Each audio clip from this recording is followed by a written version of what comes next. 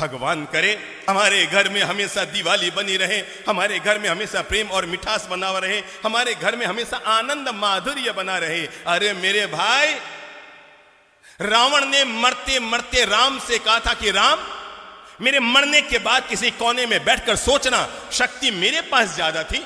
अरे मेरी तो पूरी लंका सोने के, तेरे तो अयोध्या में तेरा सिंहासन भी सोने का ना होगा। महादेव मेरी मुट्ठी में, शनि मेरे काख में, नवग्रह मेरे पांव के नीचे और यमराज मेरे कहे पे चलने वाला।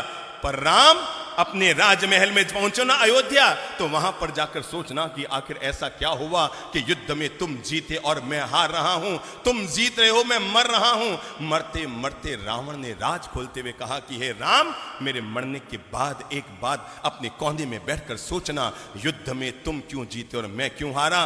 तुम शक्तिशाली थे इसलिए नहीं जीते राम, शक्ति मेरे पास है।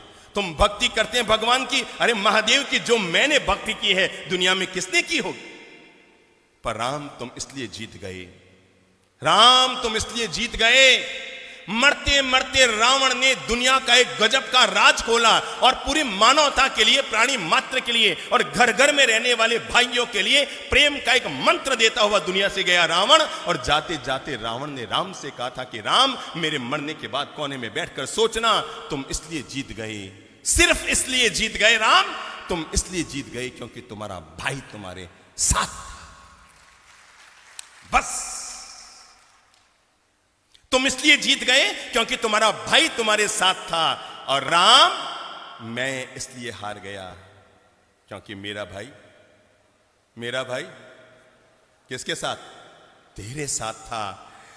रावण ने मरते मरते राम से अनुरोध किया था कि अयोध्या में जब राज सिंहासन पर बैठो तो एक पल के लिए आंख बंद करके मेरे चेहरे को याद करके सोचना, अगर तुम्हारा भाई भी मेरे साथ होता और मेरा भाई भी मेरे साथ होता तो युद्ध में रावण जीतता या राम जीतता। यह है भाई भाई के प्रेम की ताकत।